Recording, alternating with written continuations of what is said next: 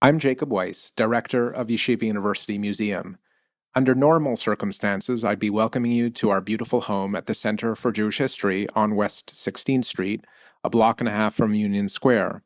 In these far from normal times, I'm recording this from my home in Yonkers, a block and a half from Van Cortlandt Park, but am no less pleased to provide you with a virtual taste of one of our current exhibitions, From Agam to Zaritsky, or From A to Z, Highlights of Israeli Art from Yeshiva University Museum's collection. Through 65 paintings and drawings, the show highlights the rich collection of Israeli art housed at Yeshiva University Museum, or YUM as we like to call it, and the power the works have to reflect on modern Israeli culture. Grouped according to 4 themes, tradition, city and land, people and things, they bring to life the sweeping range of artistic sensibilities and styles at work in Israel from the 1930s to the early 2000s, and the dynamic tension between the Jewish homeland and a modern nation engaged with the world. We're delighted to post this segment in honor of Yom Ha'atzmaut, Israel's 72nd Independence Day, and to introduce as your guide through the exhibition the incomparable Liel Leibovitz, who will take you on a wild and enlightening ride through Israel's art scene from before independence to recent days. May we see you in person at Yeshiva University Museum before too long, but in the meantime, we hope you're staying safe and finding inspiration in beautiful things at home.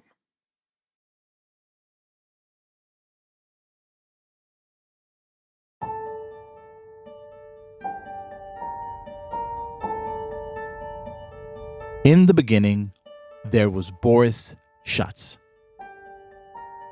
Israeli art couldn't have asked for a more colorful godfather. He was born in Lithuania and was destined by his pious father to be a great Torah scholar.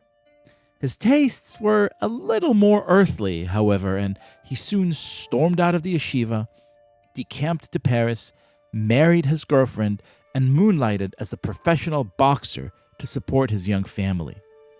He was also a great artist, and soon he caught the eye of Prince Ferdinand of Bulgaria, who asked him to come up and set up an art school in Sofia.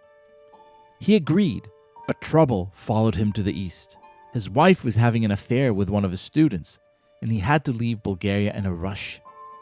Luckily, around the same time, he grew infatuated with the works of Theodor Herzl, becoming an ardent Zionist.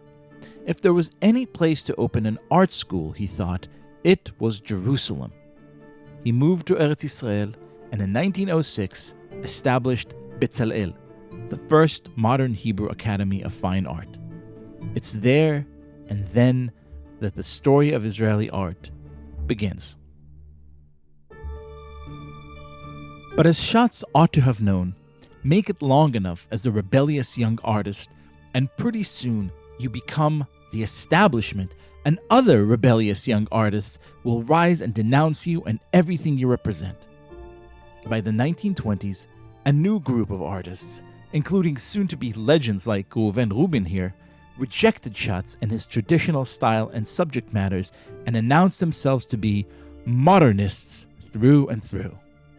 Their style was heavily influenced by post-impressionism, all expressive and bathed in bright light, and their subject was very often the places and the people they saw around them. Most of them being European-born immigrants, they saw their ancient new homeland as a mystical place and frequently painted as a cheerful dreamscape, like a child's pastel-colored romantic dream of some Jewish Neverland. This here, for example, is Nahum Gutman, another one of Israel's greatest artists. Together with Rubin and a handful of others, he founded what soon became known as the Eretz Israel School. These giants kept their work childlike and bold, a visual expression of their desire to shed the airless artistic constructs of Europe and be reborn in Israel, becoming one with the trees and the dunes and the sea. But this romantic vision couldn't always keep up with reality. As these painters rose in stature, so did the city most of them called home, Tel Aviv. No longer a sandy small town, and rapidly built by waves of Jewish immigrants fleeing Europe and bringing with them their modern sensibilities, it was quickly becoming a small Berlin on the Mediterranean, say, or a sweatier Paris. Visionaries like Joseph Zaritsky paid attention, and soon turned their gaze from colorful landscapes to more urban settings and moods. In 1948, Zaritsky was one of the founders of a new group of Israeli artists, calling themselves New Horizons and favoring lyrical abstractions heavily influenced by their European and particularly French contemporaries. Among the group's most influential members was Marcel Janco, one of the co-founders of the Dada movement. Born in Romania and made famous in Zurich, Janco made Aliyah in 1941 and soon became one of Israel's most notable painters, keeping a tension between abstraction on the one hand and a Zionist-inspired interest in the land and its people on the other. The tension, however, would soon be resolved as another artistic revolution began. With the focus of the art world moving away from Europe and towards the United States, where movements like pop art were busy being born, artists like Aharon Kahana were melding the very new with the very old, looking at timeless themes like prayer in radically modern ways. Michael Gross was another of these innovators. His inspiration was abstract expressionists like Barnett Newman, but the view outside his window was still decidedly Eretz Israeli.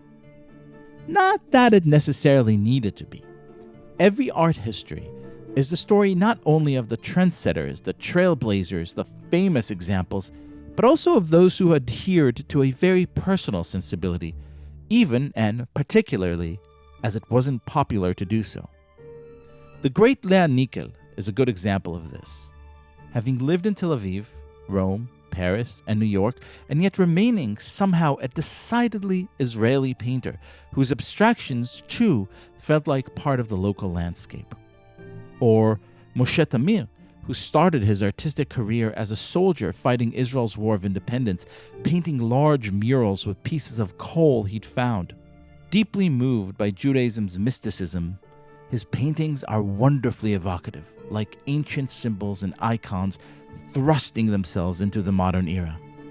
So, as you're sheltering at home, I hope you'll take the time to virtually visit this lovely and soulful exhibit and enjoy a brief tour of Israeli art history from traditional themes to blazingly modern creations, courtesy of Yeshiva University Museum's impressive collection.